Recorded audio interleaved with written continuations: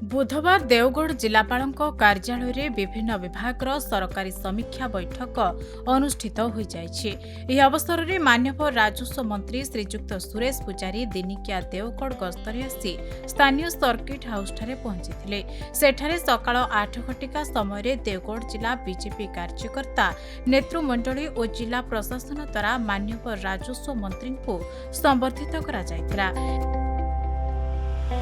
ଏହି କାର୍ଯ୍ୟକ୍ରମରେ ମାନ୍ୟବର ମନ୍ତ୍ରୀ ଶ୍ରୀଯୁକ୍ତ ପୂଜାରୀ ସେତୁବନ୍ଧ ଯୋଜନା, ନୂତନ ରାସ୍ତା ନିର୍ମାଣ, ମୁଖ୍ୟମନ୍ତ୍ରୀ ସଡ଼କ ଯୋଜନା, ପାନୀୟ ଜଳ, ପାଇପ୍ ଜଳ ଯୋଗାଣ ଯୋଜନା, ପ୍ରଧାନମନ୍ତ୍ରୀ ଜନମନ ଯୋଜନା, ଲକ୍ଷପତି ଦିଦି, ଅଟଳ ପେନ୍ସନ୍ ଯୋଜନା, ନୂତନ ରାସନ କାର୍ଡ ବଣ୍ଟନ ସହିତ ବିଭିନ୍ନ ପ୍ରକଳ୍ପ ଉପରେ ସମୀକ୍ଷା କରିଥିଲେ।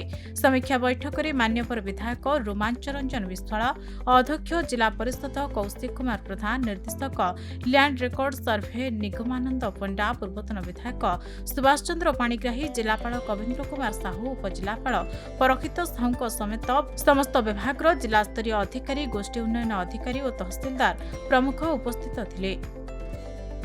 मंत्री मानकु विभिन्न जिलार पालक जिला भाव में ग्रहण करने और पालक मंत्री भाव में काम करने दायित्व दिखाई। से क्रम देवगढ़ जिलार पालक मंत्री होगापी मु निज तरफ आग्रह प्रकाश करी। देवगढ़ सांगरे मोर बहुत पुराना संपर्क, छात्र जीवन देवगढ़ सांगरे संपर्क एवं ओडिशार विभिन्न आंदोलन एवं तार सांगरे सांगरे रेंगाली बंध योजना समय मोर जीवन यौवन बहुत समय देती। तेणु मोर निजस्व आग्रह थिला देवगढ़ जिलार मु प्रभारी मंत्री भाव में देवगढ़ सेवा स्वतंत्र भाव में करने। तेणु आज मोटामोटी तृतीय चतुर्थ बैठक मोर निर्दिष्ट समय सीमा भितर ये बैठक माने होता है जिलार विकास मानचित्र प्रस्तुत करने।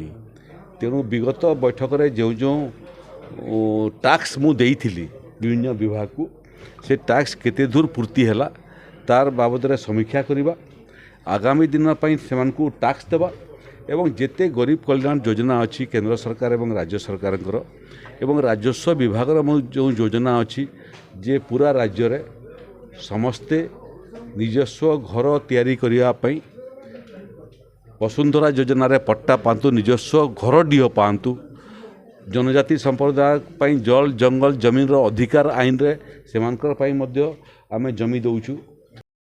देवगढ़ देवानंद नायक रिपोर्ट, खबर ओडिशा।